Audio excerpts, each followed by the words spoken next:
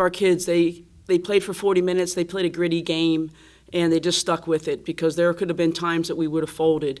Jada played a steady game. Jayla is the one that came in and hit some dagger baskets that really gave us the lead, and they were tough going to the rack and finishing with contact. And I think that, these two right here really made a big difference in the game, and we just never quit. And that's, all we want from our kids. We want them to play for 40 minutes, and we want them just to continue to fight.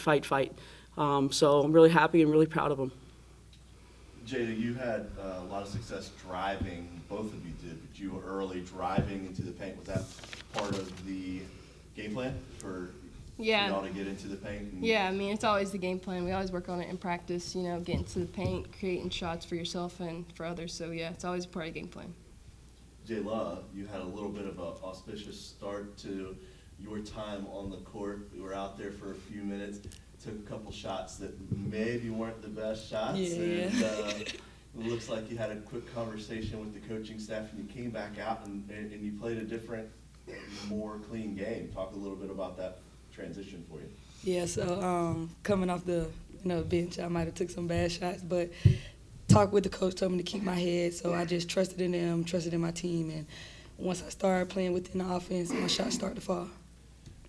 As players, that a lot of motion, a lot of passing, a lot of crisp, over the top, cross the court, passing. How is that for you guys communication-wise to make sure you're grabbing somebody and not letting shots get up? Because you did a great job of that tonight. Again, we work on it in practice all the time because we play help defense, and so coach tells us all the time, move on the pass, and so that's just what we try to strive for. Yeah, I just feel like we just got to over-communicate. Once we over-communicate, it becomes easy. it's a lot of movement, a lot of actions, but if we over-communicate, we end up, fixing it, make sure we're there. Coach, you have a quick turnaround, and you've got another conference game at home. Talk a little bit about how everything's jumbled up and how you can start to separate from the rest of the pack with these. Well, I just think that we're really taking it one game at a time, and we didn't want to look forward to Sunday yet, and we know that we play Woman Mary, and they put a pretty good whooping on us at their place. So our kids know that, and we just got to get prepared tomorrow, watch film, have a good practice, and you really just get ready on Sunday. And it's really our defense that helps us get offensive transition. And I don't think I can go without saying that besides these two playing great games, Adora rebounded the ball like crazy. She had 12 rebounds in there, or probably most of them in the fourth quarter when we really needed them. We couldn't give them second and third shots, and she was a big key to that boards. If you look at our rebounding, we got out-rebounded, but she got the key rebounds when we needed it. Yeah, you closed the gap. You got out-rebounded by 12. They were at a plus 12 rebounding margin at half.